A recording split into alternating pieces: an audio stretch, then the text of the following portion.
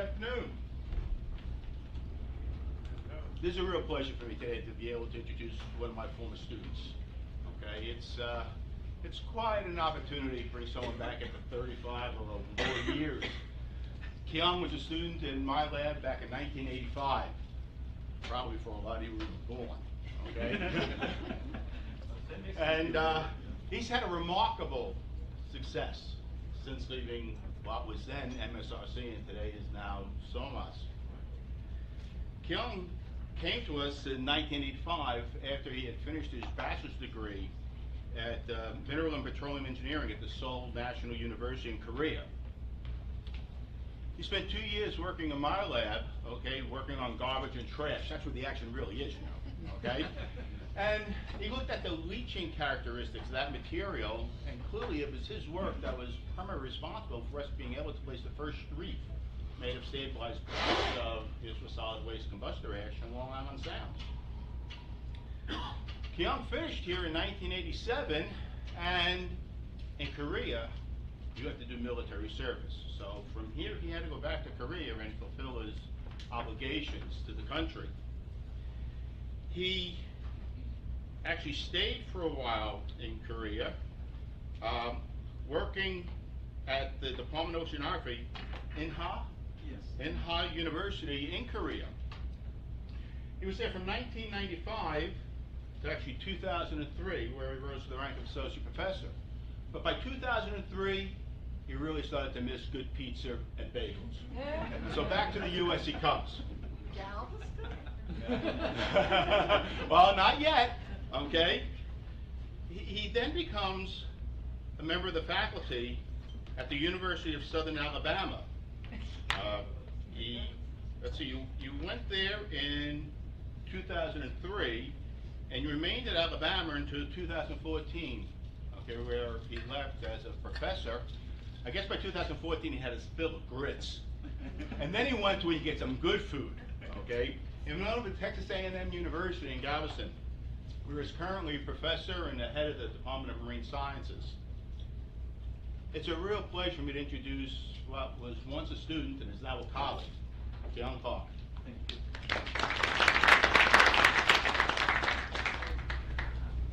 Thanks a lot, Frank. Thanks a lot for a really wonderful introduction. You know, he missed a few things, so let me fill them in and then get started. After spending a year in Korea for military obligation, I entered the PhD program at the Virginia Institute of Marine Science. And it was about at this time that I started to be interested in, you know, the fate and distribution of the materials in coastal waters. So that I decided to change the major from that wonderful stabilized incineration residues to study some physical processes. And this is how I see it. Not at that time, but after working on this topic for so many years, this is how I see about the fate and distribution of the materials in coastal waters. Any materials, whether it be dissolved or passive particulates, can you hear me okay? Yeah, okay.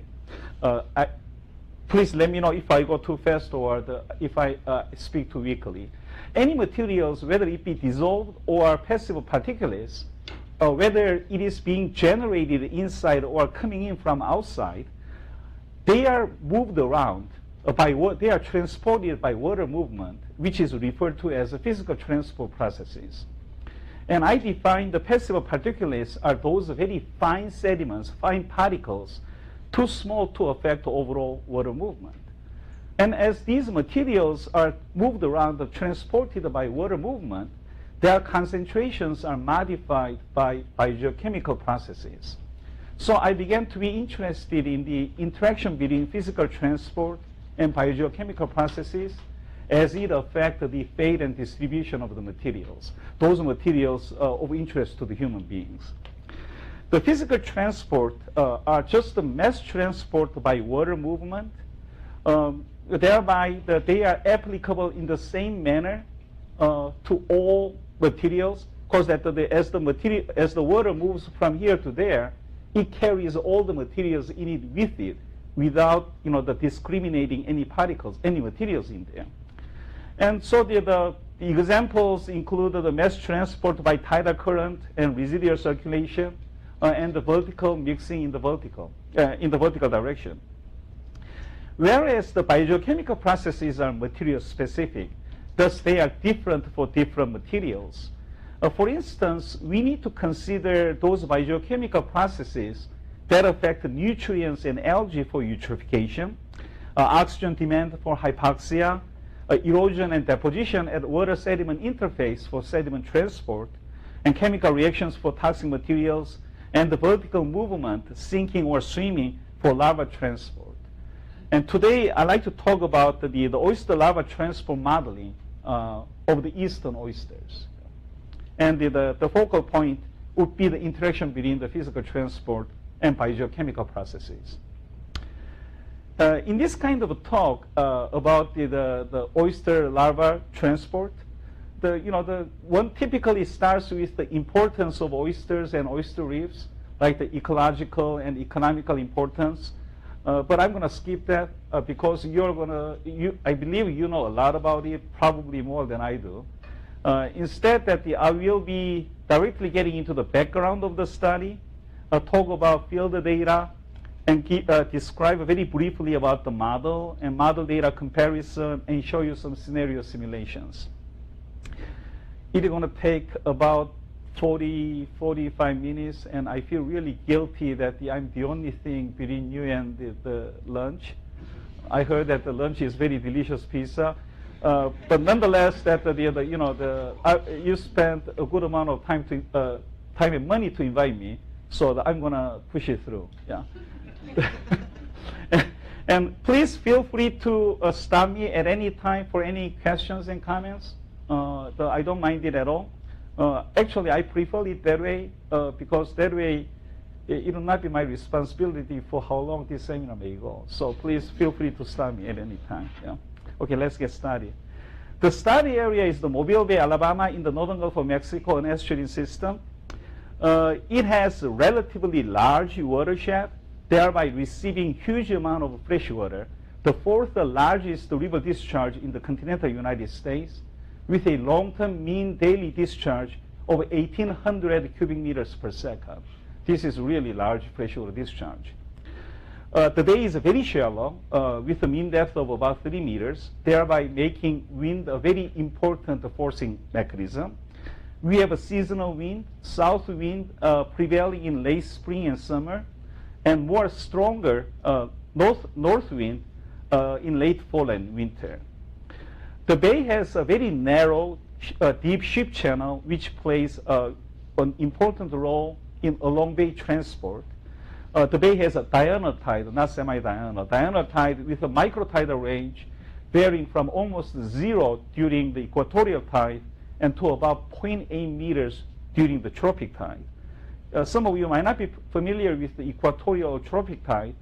The diurnal tidal systems have a tropic equatorial cycle modulated by K1 and O1 components with a period of about 13.7 days, whereas the semi-diurnal tidal systems have a spring neap cycle modulated by the M2 and S2 with a period slightly longer than the 14 days there. And this bay, Mobile Bay, is connected to the Gulf of Mexico through Main Pass and to the Mississippi Sound through Pezox-Arons. And the exchange through these two passes is very important for a number of issues, such as the flushing of the bay and the larva transport of some important organisms, such as the oysters and blue crabs. And talking about the oysters, this figure shows you the eastern oyster sediment intensity, so that you put the sediment dish in the water and collect the sediment intensity of the oyster spat, which is usually quantified in the unit of, you can see that, unit of the number of spats per square meter per day. There.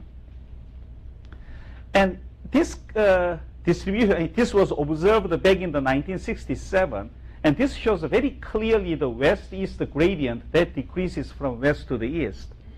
And that pattern has been persistently observed in the subsequent observations up until as recent as 2006.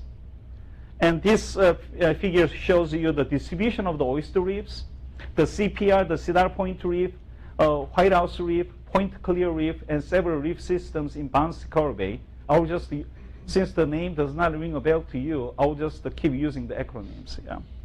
The CPR is the most productive, contributing over 90% of the oyster harvest in the region. Yeah. So that seeing all these, the west-east gradient and then distribution of oyster reefs, I forgot one thing. And then the Bouncy Coral Bay, there's no currently commercial harvest, but there's a record saying that up until about 1940s, there was a very good commercial harvesting of oysters from the reefs in the Bouncy Coral Bay. So we came up with several questions, before asking for money. So you have to have some scientific questions.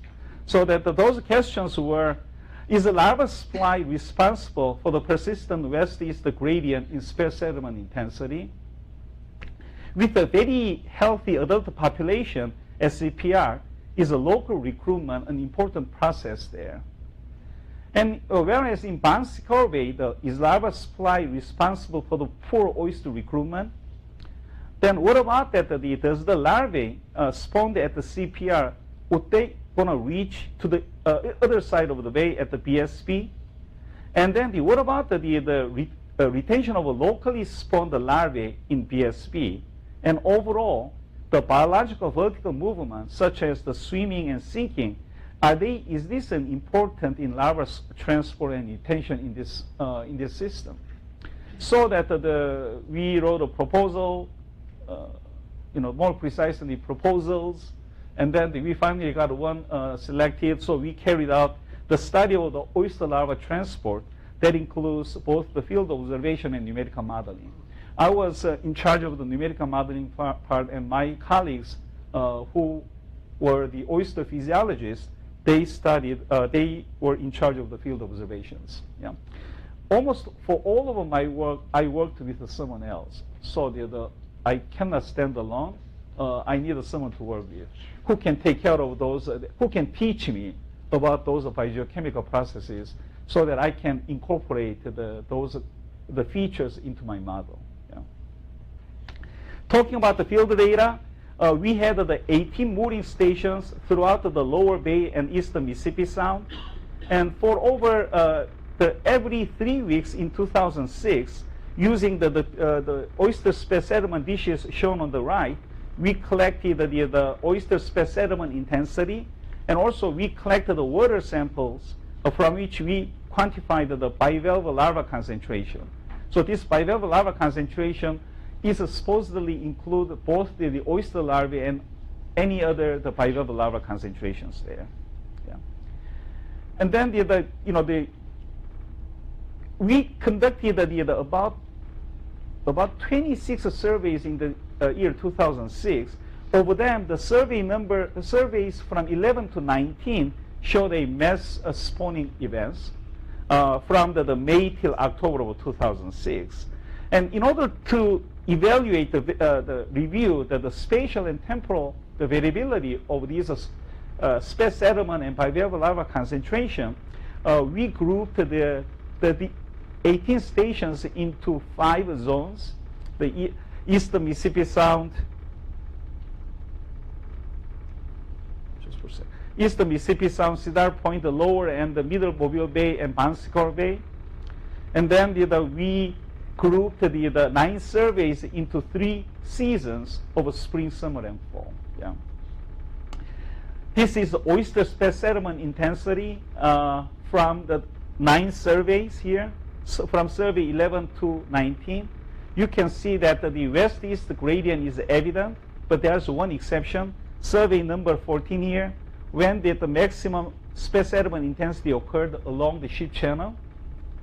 This is the bivalve larva concentration. Again, the west-east gradient is very evident, except one exception here, when survey number 15, when the maximum occurred in the Bouncy Coral Bay there. Yeah. So out of the 9 surveys, for each of the sped and the bivalve larva concentration, we had a consistent west-east gradient from 8 surveys, and we had one exception for each. Yeah. And then when we pull this together, in terms of these 5 zones here, the x-axis is the zones, and then the overall average and the seasonal spring, summer, and fall for each of the oyster sped sediment and the bivalve lava concentration here.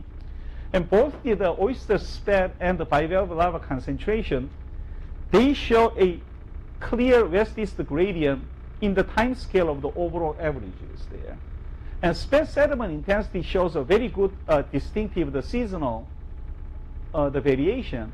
In case of the sped, the spring and then the summer peaks take place at the EMS, which is the eastern Mississippi Sound, whereas you see that another peak occurs at the Tidal point, which is the junction point between the Mobile Bay and eastern Mississippi Sound during the fall. Yeah. And you see that the EMS peak, the peak at the EMS in spring still exists for the bivalve lava concentration, but now that the second peak of in the EMS occurs in the fall, not in the summer. So that there's some subtle difference between the oyster sped sediment and the bivalve lava concentration. Again, this bivalve lava concentration is supposedly to include the oyster larva concentration in there as well. Yeah. The bivalve lava concentration, especially during summer, even that the west-east gradient is murky, it is not really clear we have a west-east gradient. So in order, we like to have a model that is able to reproduce the observed features, so that we developed a oyster larva transport model based upon a mass balance equation for oyster larvae. In this mass balance equation, the first term is the local change, and the next 3 are advective transport. The following 3 are turbulent diffusive transport. These 2 combine to be referred to as a physical transport. And the information for the physical transport, which includes the water level, velocity field, and the turbulent diffusivities, were obtained from applying a hydrodynamic model. And today, I will not have any time to tell or show you about the hydrodynamic model, but you have my word that that hydrodynamic model does a beautiful job in reproducing the observed data. And I will show you one animation toward the end of after this seminar. This last term is represent the biological vertical movement, which is a function of the larval size, the larval density, and then larval behavior, and many other processes. Yeah. So following the previous studies, we decided to parameterize this biological vertical movement as a function of the net vertical velocity of a larvae. Yeah. And we decided to, again, following the previous studies, we decided to parameterize, to express it as a function of a downward sinking velocity and the upward swimming velocity of oyster larvae, which are the function of the size of the larvae as they grow. Yeah. So that we had to dig up all the studies to figure out how to parameterize that vertical velocity of a larvae. And this shows that the top panel here is that the swimming velocity. These are the data. The bottom panel shows you the sinking velocity as a function of the larva size as the larvae grow from the 50 micron to about 300 micron there. And these are the red circles are data for the eastern oysters, and the X marks are the data for other bivalves. Yeah. And as you see, there are very significant, statistically significant relationship exists for each of these 2 velocities as a function of a larva size, so that we can readily obtain a functional relationship with which we can estimate the swimming velocity and the sinking velocity as a function of a larva size. But what was and still is not clear is that how to combine these 2, the sinking and swimming velocities, as a function of the larva size. You know? So that for that, there's some consensus about the vertical distribution of oyster larvae as a function of their life stage. So this is the data, and showing that the small are the early stage larvae, The larger are the late stage larvae. The top row is the near the surface. As you go down, this is the near the bottom. So what this data shows you is that early stage larvae tend to stay in the water column. Yeah. Whereas the late stage larvae starts to accumulate in the bottom layer for settlement. Yeah. So based upon this data, one previous study, the Dekshinek there, she trying to model, come up with the parameterization method of how to represent that swimming and how to combine the swimming and sinking velocity so that she can reproduce this observed feature. This is what she used. So she assumed that the net upward the swimming early stage larvae and then net downward the sinking late stage larvae. And this modeling effort generally reproduced the observed pattern, except that during the early stage, this model gives you that the larvae too concentrated near the surface, as compared to the observed data. So what he decided was that we decided to use that the neutrally buoyant early stage larvae, meaning that during this early stage, the downward the sinking velocity is the same as that the upward the swimming velocity, and the net sinking of late stage larvae whose settling velocity, sinking velocity, we're going to increase as they get bigger, as they grow. Yeah. And there are many other options. So that what he did was in the context of numerical modeling, whenever you does something shaky, what you can do is that after you finish developing the model, you can do the sensitivity run to see how sensitive your chosen method of parameterization you're going to affect the overall outcome of your study. So we of course did the sensitivity about this red color. This is the early stage swimming larvae, and then the green color is the late stage. The sinking velocity is double compared to the one that we used, and I will get back to this later. Yeah. In addition to parameterizing that biological vertical movement, we need some additional information to simulate the oyster larva transform model. Those additional information are site and larva-specific conditions, such as the spawning location. In the context of numerical modeling, that is about where to release the larvae in the model run, and then spawning stock size, how many larvae that we like to release, and about the spawning time. This is when to release the larvae in your model, and then this is the larval period, how long you like to run your model. So all these information that you have to specify. Yeah? So about the spawning location, we consider the existing locations of the oyster reefs to be a potential site for the spawning of the oyster larvae, because these reefs are where the adult oysters are living. Yeah. And then about the spawning stock size, considering that the CPR is the most important, contributing over 90% of the harvest, so that we assign that the 90% of the larvae will be released at the CPR, and for the remaining reefs, we distribute the remaining 10% in proportion to their surface areas. Yeah. And for the larval period, the previous studies say that the larval period depends upon water temperature, salinity, food availability, turbidity, you name it, almost anything that occur in the water column there. Yeah. And in this kind of numerical modeling, you only can do what you can do, so that this kind of model is not supposed to try to reproduce the variability. This kind of model, the ultimate goal is to reproduce the patterns, the overall average patterns.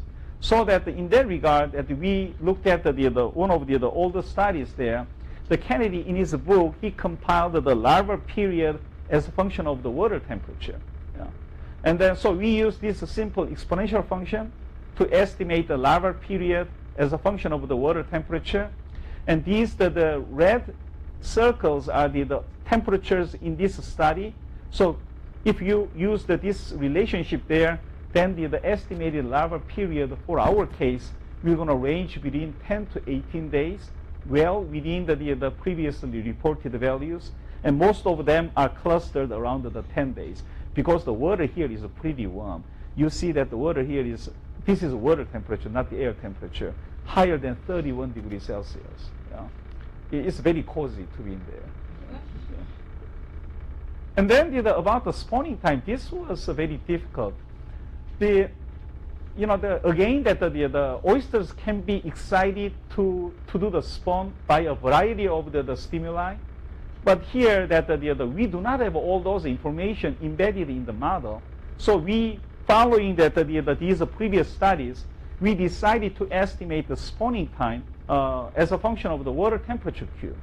So that to pinpoint the spawning time, that we think resulted in this spring, the first spring mass settlement, we used the temperature Q reaching the critical threshold of 25 degrees Celsius. All these are coming from the older studies there. Yeah. If you ask me, isn't 26 degrees Celsius not good enough? I do not know. Might be. It is not going to change the outcome of this study considerably. And then for the remaining, the spring and the fall settling, we used the temperature, sudden change in the temperature, either increase or decrease, at or bigger than 2 degrees Celsius. Yeah. And so that and we assumed a single spawning event assumed for each survey. This is the very shaky assumption there. Based upon that, we do have the water temperature. We do have the water temperature time series data, and then using the kind of the assumption that we had about selecting that the temperature Q, for some of the surveys we could identify multiple the spawning times. But nonetheless, that to make things manageable, we decided to assume that the single spawning event for each survey, and we did the sensitive analysis for different spawning times. And I'm not going to show this to you, but again, you have my word that you have my word that using the different spawning times did not change the overall outcome of this study at all. Yeah. I like this. You have my word. So we applied this model to this modeling domain consisting of the Mobile Bay and Northern Gulf of Mexico and Eastern Mississippi Sound. And I cannot show you that the hydrodynamic model results. Instead, as I said, after finishing this seminar, I will show you the animation. Yeah. And instead, in this seminar, I will show you that the model data comparison for oyster larvae in 3 time scales, the overall average of this, from May till October, and then the seasonal and each survey. And this shows the overall average observed oyster space settlement and the bivalve larva concentrations. Again, showing that the west-east gradient. And this is the model results when allowing the physical transfer only, without activating that biological vertical movement. Or it reproduces the west-east gradient. And this is the one when we included the vertical movement there. Again, that the west-east gradient is the evident. And in comparison to the left one, you see that the inclusion of the vertical movement enhanced because that the red color is thicker, the enhanced the retention, and also that you do see that some of these the local red colors increase the patchiness. These are in agreement with the previous studies. There are many studies saying the biological movement work toward the enhancing the retention and increasing the patchiness there. Yeah. And this is the correlation between the two types of data, spare and larva concentration, and the model versus spare and model versus larva concentration when considering the physical transport only and when including the vertical movement for the time scale of overall or the spring, summer, and fall. And the yellow marked one are the ones that the statistically significant correlations. So you see that the model data are significantly correlated whenever that the 2 different kinds of data are significantly correlated. What that means is that, as I told you, this kind of model is not really aimed to reproduce the variability. It is aimed to reproduce the average conditions there. So then when we see that these two types of data are correlated, we consider that as an average behavior there. Then the model has been able to reproduce that. And this is the model results with the physical transport only for each survey. Here, the west-east gradients are for all surveys, and what it turns out is that the model results are more. Model results exhibit more persistent west-east gradient compared to the observations, such that the model cannot reproduce some of the exceptional distribution that do not show that the west-east gradient. So this is another way of looking at that. We pulled again that in comparing the model data, we pulled the results in 5 zones. So these are the 5 zones here. The white one is the data, and then this is the physical transport, and the third bar are physical transport plus the vertical movement. You see that there's a very evident the west-east gradient, and you see that in case of the space settlement, maximum both model and data show that the maximum median in EMS, Eastern Mississippi Sound, for maximum variation in Cedar Point CP.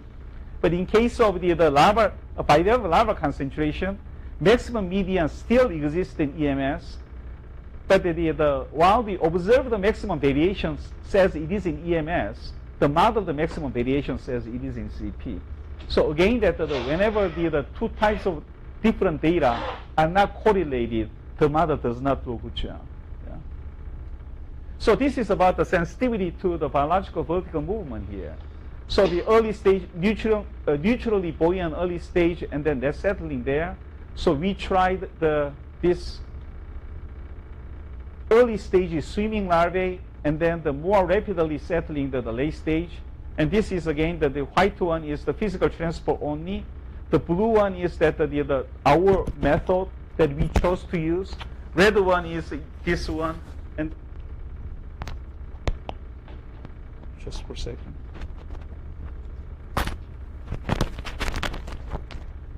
And the green one is that the twice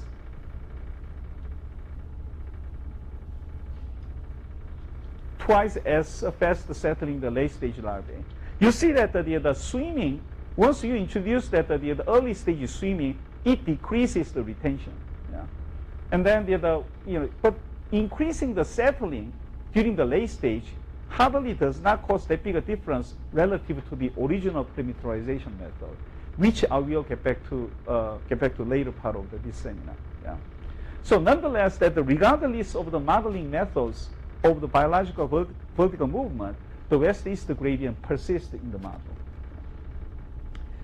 So that we felt comfortable about this model, so we decided to use this model to do some scenario simulations so that we can answer those questions that we started with. But for this, for all the coastal systems along the northern Gulf of Mexico, the forcing conditions vary very widely. So much is so that it is very difficult to define mean conditions. And the mean conditions themselves do not mean that whole a lot. They are kind of meaningless because the variability is so large. So instead we examined the 3 important forcing functions of tide, river discharge, and wind.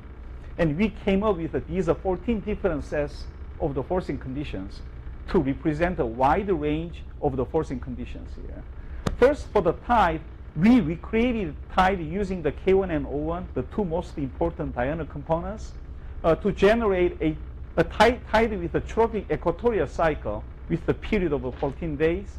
And then we release the larvae at select before flood or select before ebb of each of the equatorial and tropic tide. So 4 combinations there. For river discharge, we examined the about 30 plus year long the river discharge data over the larval recruitment period of May till the October, and then calculate some of the very basic statistics, 25th median, 75th, and then flooding condition 95th. And we noticed that the discharge condition between 250 and 450 are the most frequently occurring discharge, accounting for about 1/3 of the total data. So we decided to try these 6 different river conditions. For wind, we examined about 20-year-long data, and these monthly statistics clearly show that we have southerly wind from May till August, and we have a stronger northerly wind in September and October there. So that while using the 20-year median speed in May and October, which is 4.3 meters per second, we selected a 5 11-day period to represent the dominant wind conditions of southwest, south, southeast, north, and northeast. So altogether, we have 14 simulations for larvae released from CP, another 14 simulations for larvae released from the Banskar Bay, and then another 14 simulations for larvae released from CP, but with the biological, the vertical movement. So altogether, we conducted 42 scenario simulations. For each simulation, for a larval period of 10 days, which is the most the dominant larval period in this warm, cozy Mobile Bay water. And in order to analyze the model results from 42 scenario simulations, we zoned the system into the Mississippi Sound, Eastern Mississippi Sound, Cedar Point, Lower, Middle, and Upper Bay, and the Banskar Bay. And then we estimated and we reviewed the percent larvae retained within the zone. They are the boxes within the zone bound zone. And then percent larva flux, they are the boxes at the zone boundaries. So this is for 4 different kinds of the release time relative to the tide. And you see that when the larvae are released during the tropic tide, the big tide, then the large, these are the dark colors, the large tidal excursion transport many of them into the lower bay. Then most of them are flushed out of the system. This is because of that very strong along bay transport dominantly occurring along the ship channel there. Yeah. But when the larvae were released during the equatorial tide, the small tide, most of them are transported westward, and then a good percentage of them are being retained within the Mississippi Sound. Yeah. The interesting thing here is that regardless of the release time relative to the tidal phase, none of them goes to the other part of the bay, the Banskar Bay. Yeah. And this shows that the effects of the different river discharge. And when during the dry condition, a good percentage are transported to the lower bay, and then most of them are flushed out of the system. But for all the other river conditions, the general transport direction is to the west. But for the extreme, the flooding condition here, we are losing 75% of the larvae through the western boundary into the Mississippi Sound. This western boundary was politically decided. So that's the state borderline between the Alabama and Mississippi. When this study was about 2/3 of the money was coming from the state money, and they questioned us why we are interested in the affairs of the Mississippi. So that and in addition to that, there were several other reasons, so that we decided to put it there. Yeah. And again, that regardless of the river discharge, none of them goes to the other side, to the Banskar Bay there. And this is about the wind. In case of the southwest wind, that has the west component there, so that a good number of the larvae are transported to the lower bay, and they are flushed out of the system. But all the other wind conditions, main direction of the transport is to the west, and good number of them are retained, except that except in case of the northeast here, we are again the northeast, meaning that some east component, then we are losing a good percentage of larvae through the western boundary.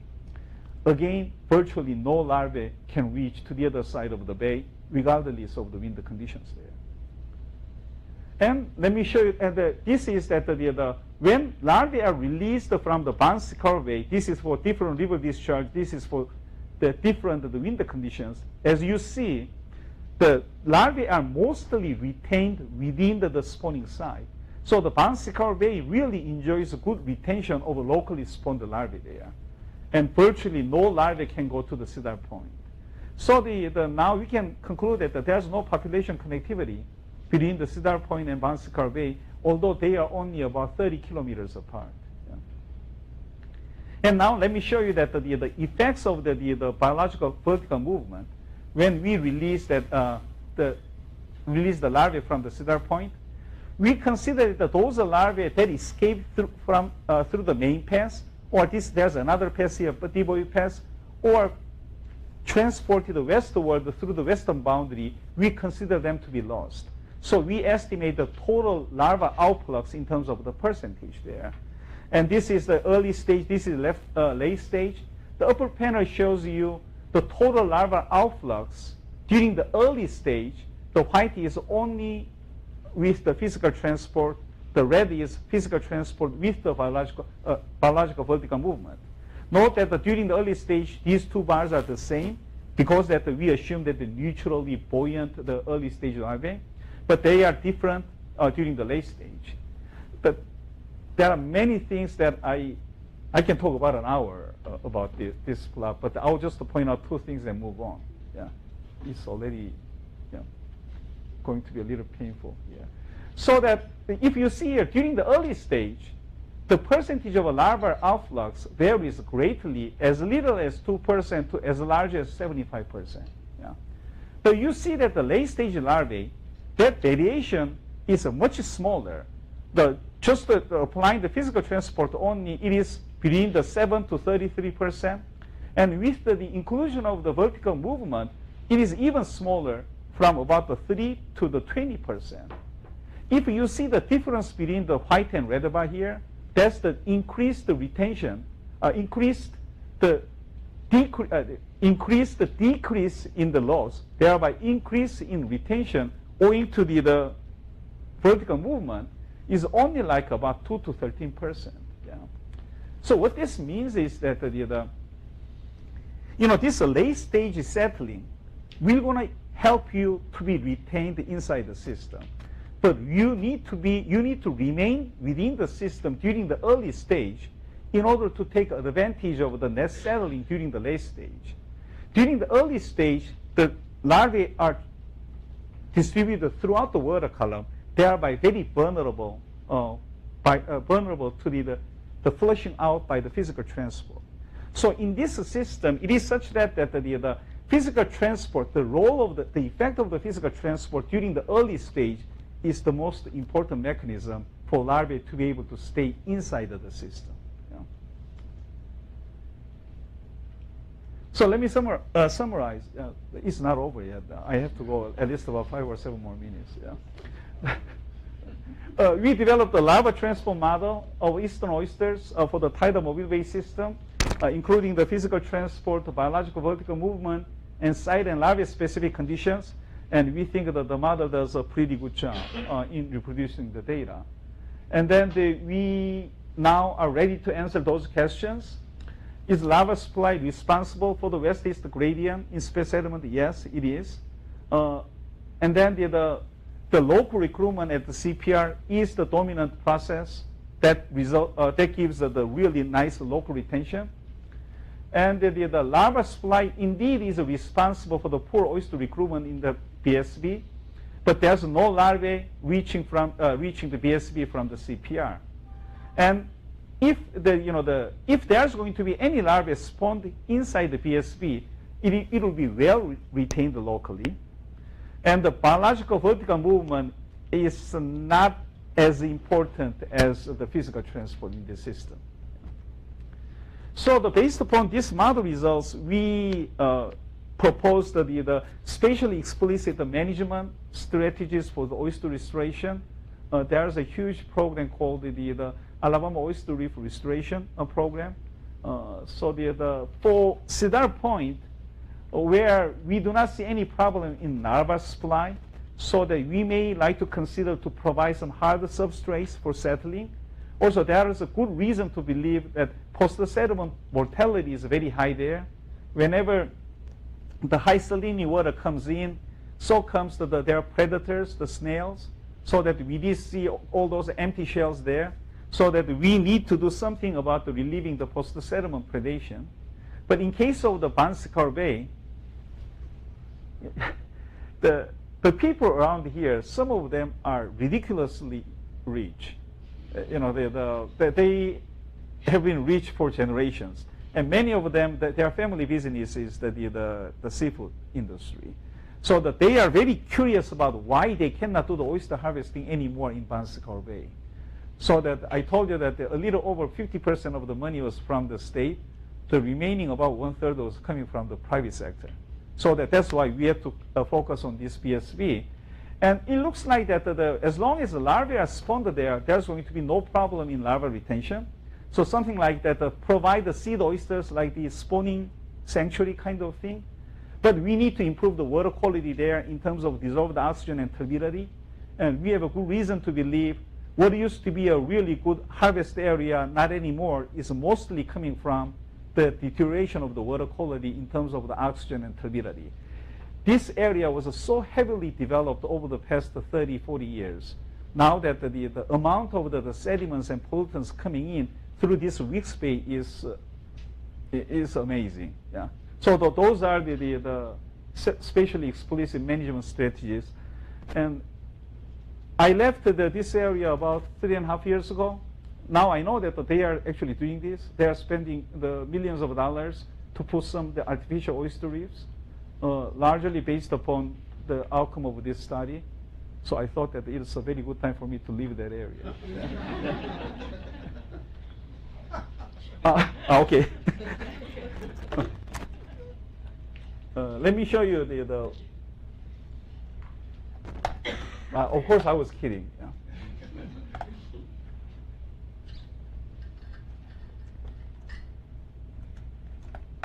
This mouse is very insensitive. Yeah. As I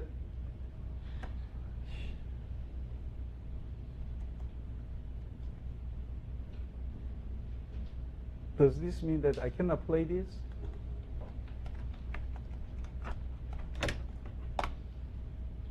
This is not the one that. Just for a second.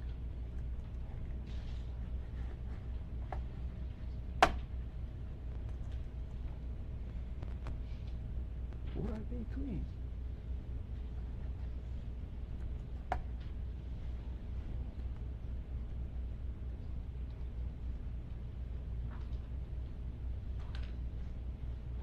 Okay. Finally.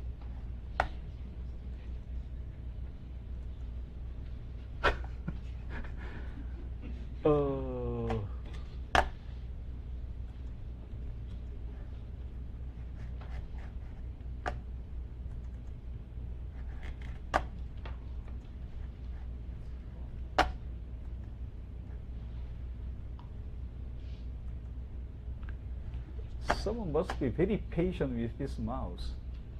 Ah, God. Okay.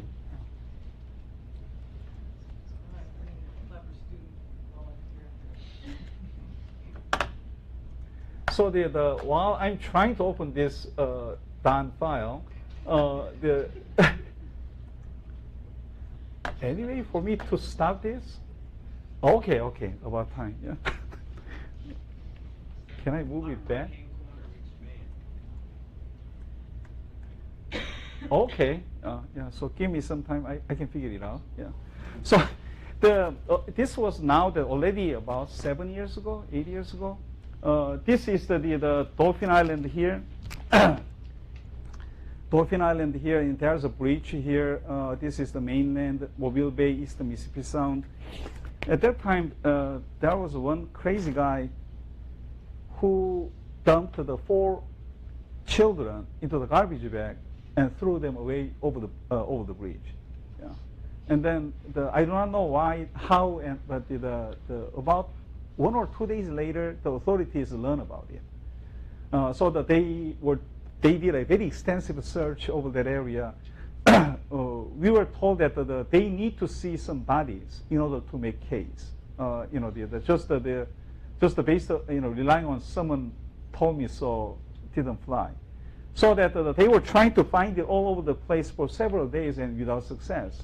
So they came to us and then asked us that is there any way for us to kind of narrow down the possible area? So being forced by the director of the program, I ran the model. And then, so this is the model results. So what he did was that of course, there's no biological movement here, just the physical transport. We released some of the tracers in the middle of the bridge there. And then this is because this was kind of hinder cast. We were already about 2 weeks after. So we could prescribe the observed open boundary, the wind speed, and then the river discharge there. And this is what the model said. I believe that the red ones are the ones released at the surface. The blue ones are the ones that released at the bottom. As it gets bigger, meaning it is coming up to the surface. As it gets smaller, meaning it gets down to the bottom there. You see that none of those circles are coming back to the Mobile Bay. And then all of them are going to the western Mississippi Sound. And toward the end, many of them are escaping through this Devoy Pass and then keep transported to the west. So to make a long story short, we advised them to focus on the west side of this bridge. And then within about a week, they found all of them. Yeah. So and then they found the 3 of them, one here, another one there, another one there, and then almost about a month later, they found the one down here. Yeah. And this model results, at least in terms of the time scale, then the movement of all these tracers to those areas around that was good. This is what I meant by, you have my word, that this hydrodynamic model application did a beautiful job. Yeah. Thank you. Yeah.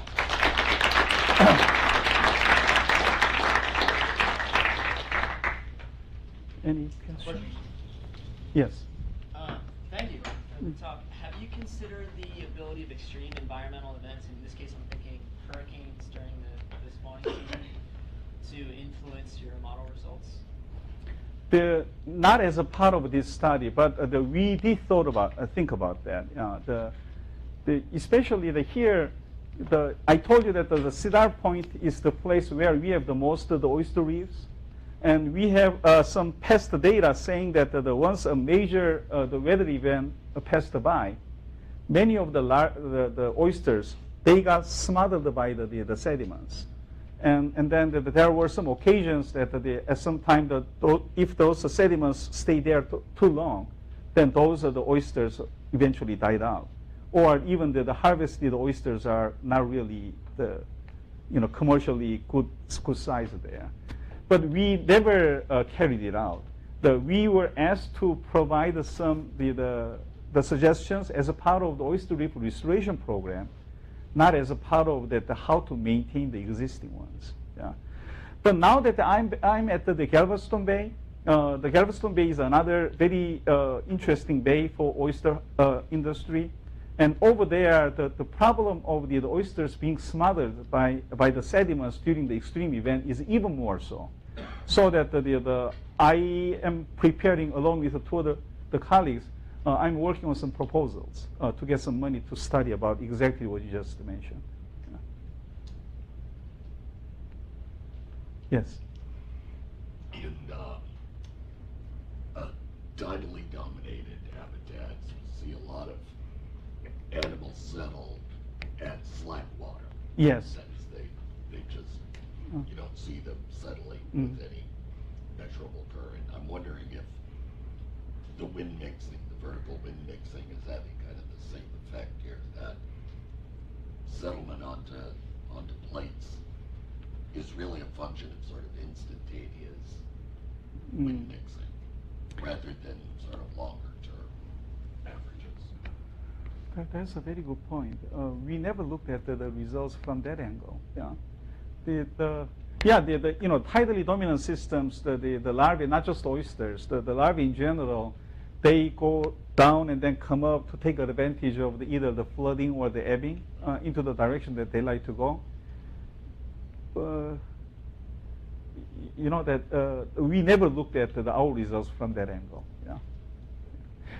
this system is really interesting because that I published several papers about this.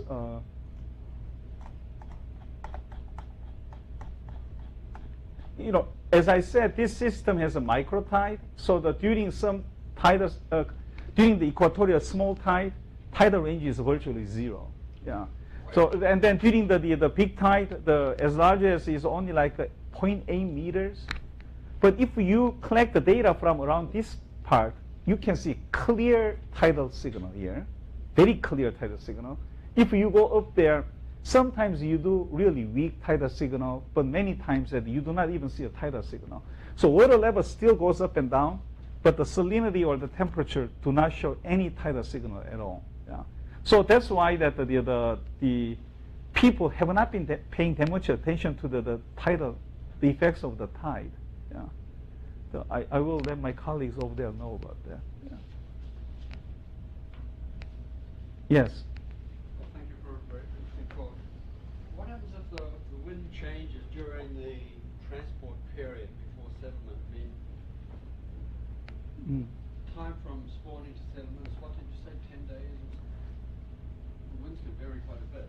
And the second question is, are these ridiculously rich people going to be able to clean up BSB? Okay, the easy one first, the first one first. Not only our model runs for the model data comparison, even the scenario runs here are using the real-time wind. Yeah, so that that's what I meant by